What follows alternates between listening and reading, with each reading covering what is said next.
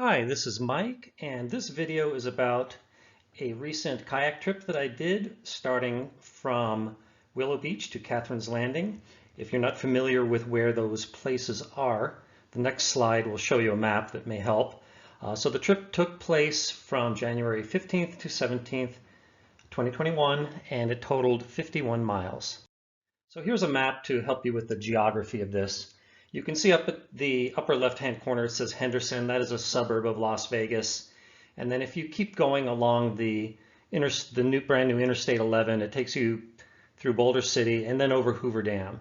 So, you can see a little bit of a lake at the top of the map. That's Lake Mead, and just right below it where you see the highway crossing the river, that's where Hoover Dam is. And I have done the trip there from Hoover Dam to Willow Beach many times. That is a fantastic kayak trip. You will need to hire a company to help you with that because security is really tight at Hoover Dam and they only allow so many launch permits of kayaks, and you have to get those through a kayaking outfitter. But through all these trips, I've always been curious to see what was further down the river. And furthermore, I'd like to think I'm a pretty adventurous person. I own 4 kayaks. I have other kayaking experience, but I've never done a multi-day trip. And as mentioned, this is January 2021. If you're watching this way in the future, we're still in hopefully the worst of the coronavirus. And so it's unsafe to travel far, but I thought here's a great adventure right in my backyard, so why not do it? So and at the bottom of the map, you can see that we ended at a marina just north of Laughlin/Bullhead City at the southern tip of Nevada.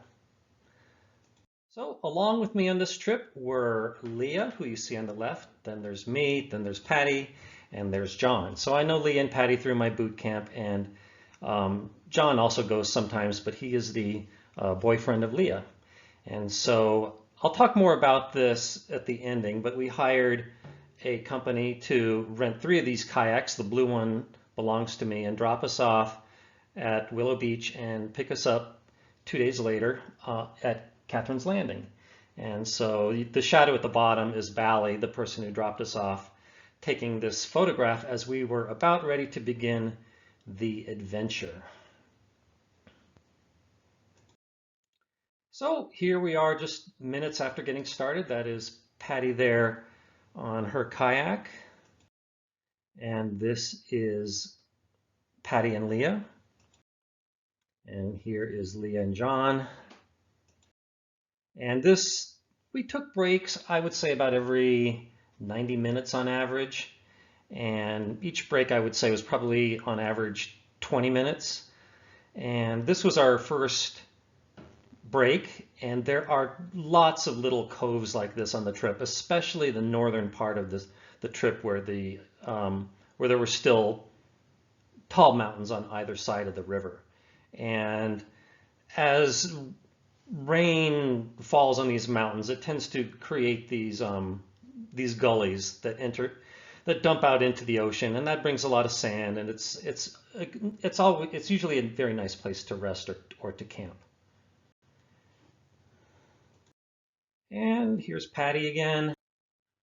And this was another typical rest, probably the second one. And this was yet another rest, and that's John. He was pretty exhausted from a hard day of traveling, and furthermore, he drove all the way from Santa Maria the previous day to do this, so he may have also been lacking some sleep. Okay, so one thing I wanted to do on the first day was go to Nelson's Landing. And this is a place I've been to twice before. I hesitate to say this, but this is in kind of like a local secret about Las Vegas. In the middle of summer when it's really hot, you can come down to this nice cove on the Colorado River and relax, play in the water. Kids love it. But it's also a great spot for cliff jumping. And so I was telling everyone in advance that late in the day on our first day, we're going to get here and to bring your courage because we're going to do some cliff jumping. And so Patty down there in the boat at the bottom volunteered to be the videographer while I should say Leah, John, and I went up to jump off the cliff. And there's Patty down there waiting for us. And this is the spot that probably most people jump from. There are some shorter jumps, there's a slightly longer jump, but this seems to be the most famous. And we did practice on a shorter jump, but we don't have any pictures of that, or at least I. This next frame is what I believe is the most popular jumping spot at Nelson's Landing. I have done it before on a couple of previous trips, and spoiler alert, my entry is pretty bad. You can see that I go in diagonally, and I paid for it by smacking my butt. So if you're a cliff jumping expert, please leave your critique about my jump at the bottom. Tell me what I did wrong. So hopefully I do it better next time. And my previous 2 trips I went in just fine. I don't know why I screwed it up this trip. I believe that holding my nose was a mistake. Since getting back, I've read that you're supposed to try to keep your body nice and stiff and just go straight in. Do not flail your arms and legs around as I did. But that said, let's see what happened.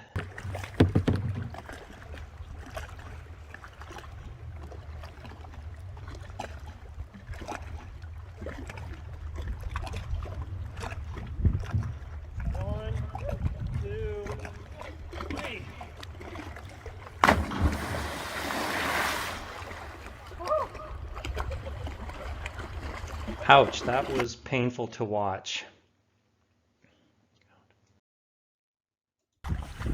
And here we go with jump number 2.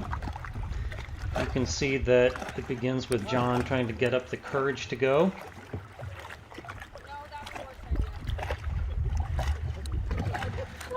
But he backs out, so Leah goes instead.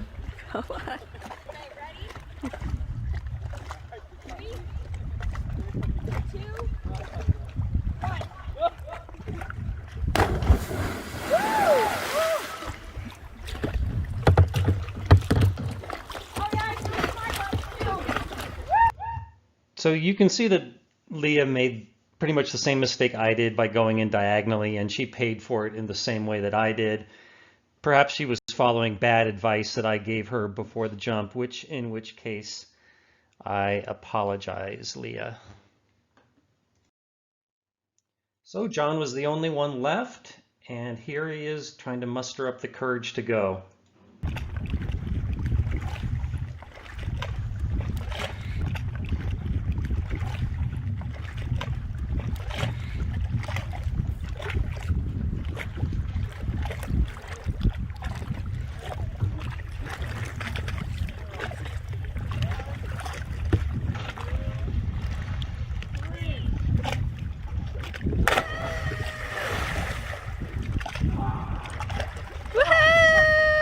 So that was a good jump, if I may say so myself. You could see how he went just straight in, especially as compared to Leah and I.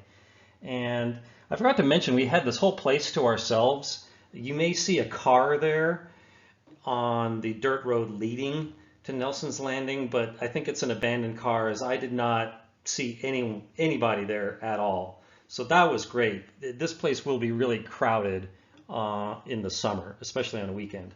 And thanks to Patty for making a video of all 3 jumps. All right, so the cliff jumping was late in the day on our first day, and then we paddled a little bit more, like another hour, and then I said, well, we should probably make camp today, even though we didn't achieve the 17 miles that we wanted to do. And there were no great camping spots around this point on the river, but I found this one. The ground was a little bit hard and rocky, but it had a nice view. And so here we are after just arriving.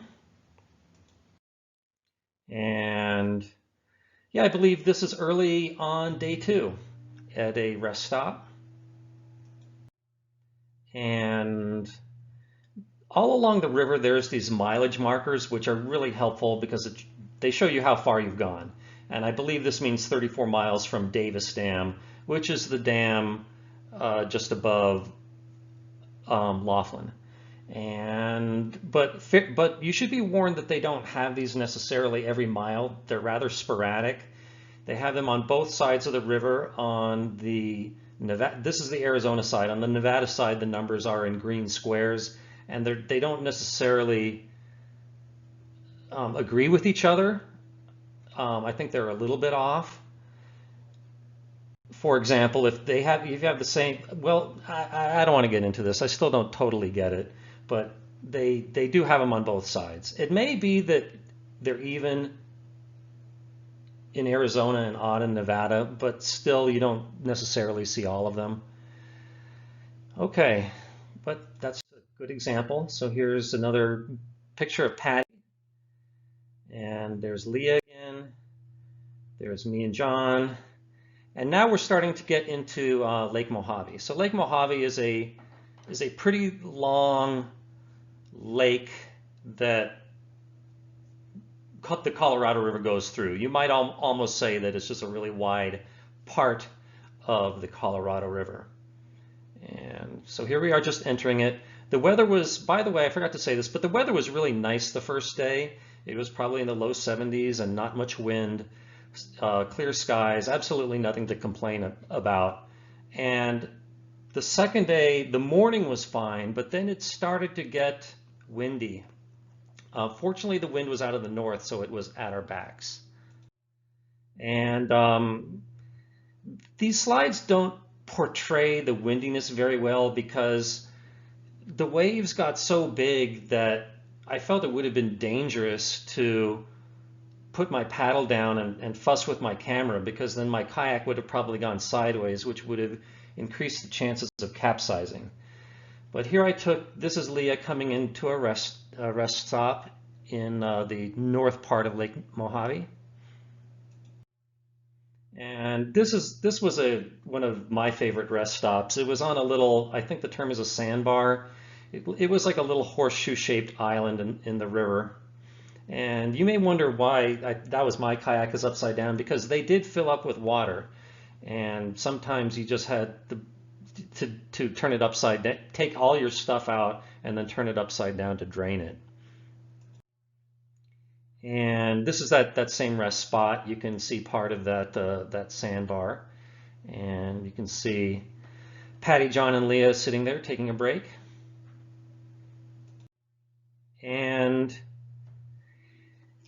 the next point of interest was I think it's called the Cottonwood Cove Marina. This was a place to restock supplies, and I was thinking about not mentioning this, but I did a nice job of packing a bag of food, and I left it in my car.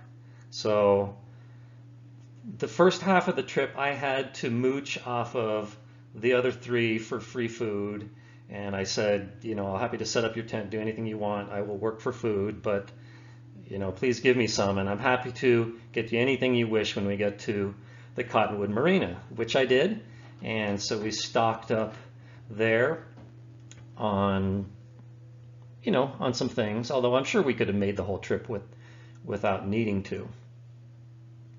And it was a nice rest because it was a brutal paddle getting here. It was quite windy.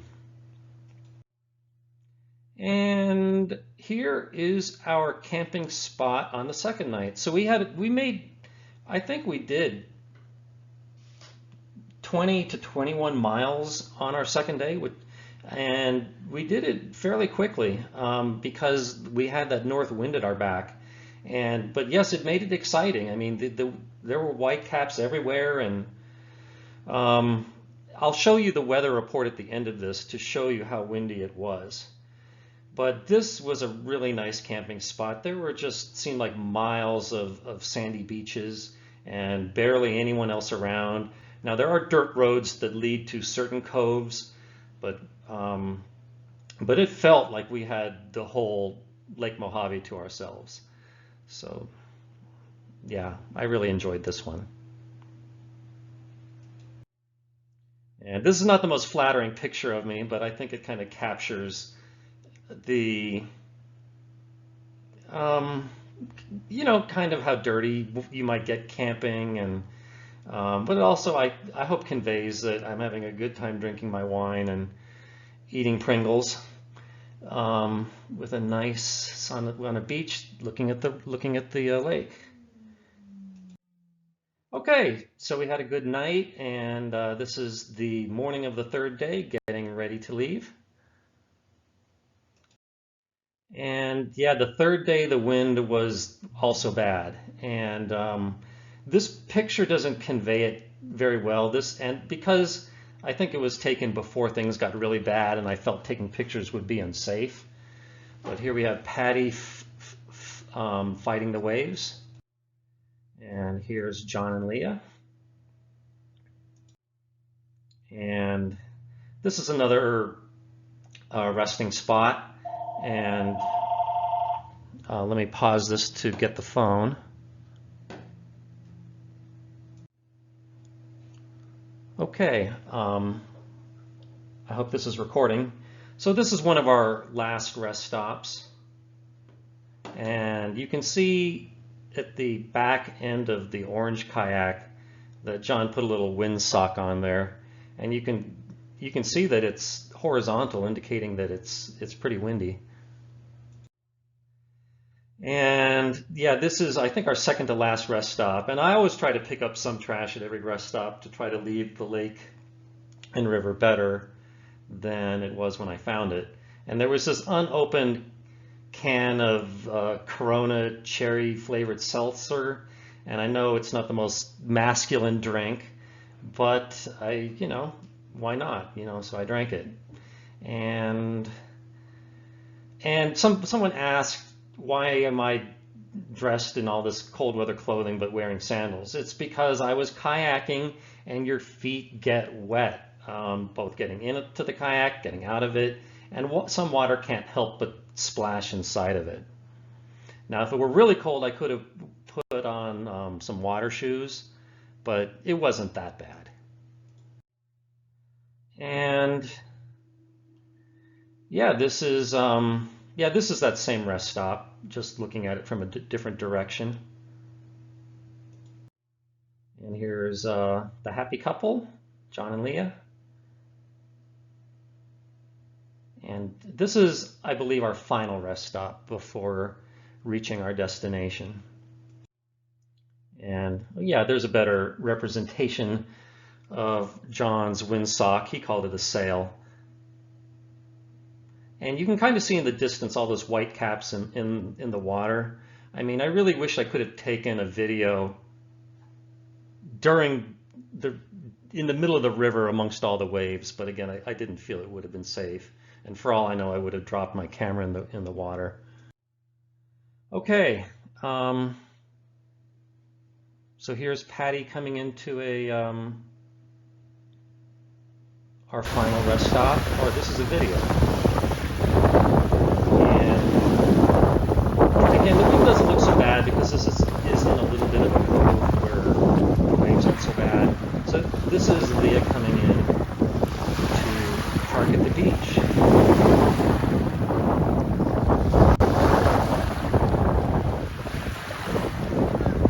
And Patty was about 2 minutes behind her, but I cut that part out to keep the video reasonable in length. Okay, so the ending of the trip, that was the last stop where I took any pictures, but I'll summarize the ending at the end. But I looked there's a website that shows historical weather. So this was the weather out of Bullhead City, the second day of the trip. Bullhead City was the closest reference point I could get data for. So you can see the temperature was nice, ranging from the low 60s to mid 70s, zero precipitation. But the bottom graph is the most telling. So the thin line is the wind speed, not counting gusts. So you can see from that graph that it reached highs approaching 40, and I believe the highest it got was wind speeds of 38 miles per hour and that peaked out at around 11 a.m. But it was consistently windy from around 9 a.m. to 6 p.m. So yeah, I wanted to document that, and the thick line is the wind gusts. So that made it, of course, even windier. So the next slide shows the weather for the last day. And again, it was a little bit less, but you can still see that the wind speed was in the mid-20s much of the day, starting at midnight, going all the way to around 3 p.m. But the temperature graph looks nice. It reached a low of 59 and a high of probably about 75. So, you know, nice, pleasantly cool weather. And so let me just tell you about the ending of the trip. And I apologize for not having any slides about it. But after okay, so I said before that the ending was Katherine's Landing, and I had never been there before. And I passed like cove after cove where it looked like there was river access, but I just didn't see any stores or houseboats or anything like that. And I thought I was near the end of it. So we got out of the place called North Telephone Cove, I believe it was called, thinking that was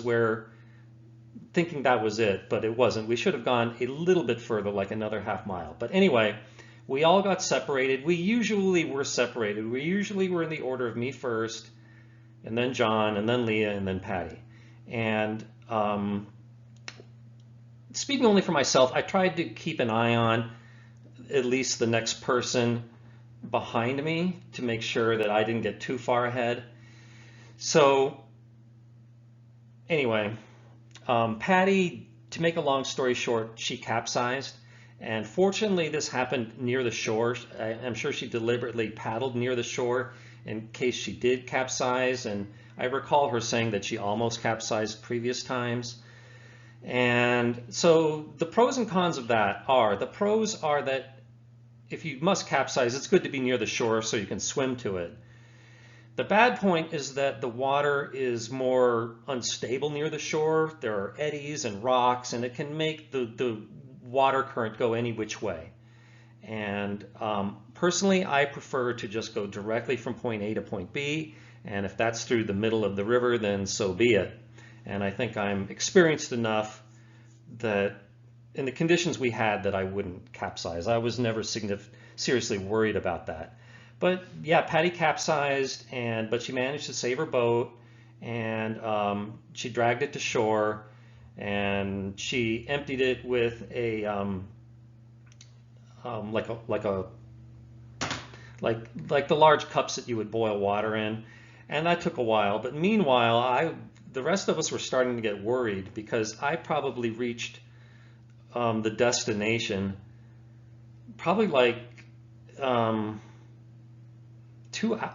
maybe like 2 hours before Patty did, and I was getting genuinely worried. So I rowed my kayak up the river, which took forever because it was so windy. But I eventually reached a cove where there were a lot of kite surfers and what's the other thing called? Parasailers. And she was nowhere to be found, so I was about ready to call 911, but fortunately Patty came down the river right at that point, and so I was very happy to see her, and she told me the story.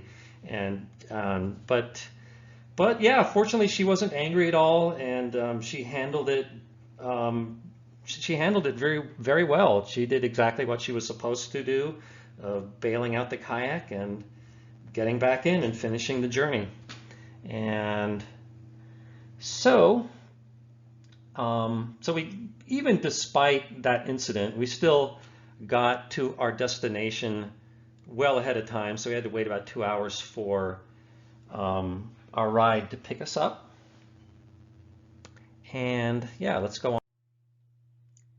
Let me end this video by putting in a good word for the Las Vegas Kayak Club. Contrary to the name, it's more of a business than a club. It is run by Bally, who is the third person from the left in this picture. He's the one that picked us up, rented us the kayaks, and picked us up again 2 days later downriver. So super friendly guy, and would be happy to do business with him again, and probably will. As for me, I think I forgot to say the website. It is lvckc.com, or just search on the Las Vegas Kayak Club and you'll find it. They do kayak rentals, stand-up paddleboard rentals, and they run the trip from Willow Beach from Hoover Dam to Willow Beach, which I think I highly recommended earlier in this video, but he does that trip sometimes. And if you're new to kayaking, that would be a great way to get introduced to it. If you do it, please tell Bally I recommended you. And as for me, I enjoyed it so much that I'm really eager to do another multi-day kayak trip. I think my next one is going to be a big trip of Lake Mead, from doing most of the length of that. I would also like to do some parts south of Laughlin in the future. You know, who knows what's in my future, but I tend to think a Lake Mead trip is going to be next. And in fact, I'm already starting to talk about doing one in March. So thank you for watching, YouTube. Hope you enjoyed the video. Hope this inspired you to do this trip, or maybe some other kayak trip. And I have other videos about other adventures I've done, mainly mountain climbing. So thanks for watching, and goodbye.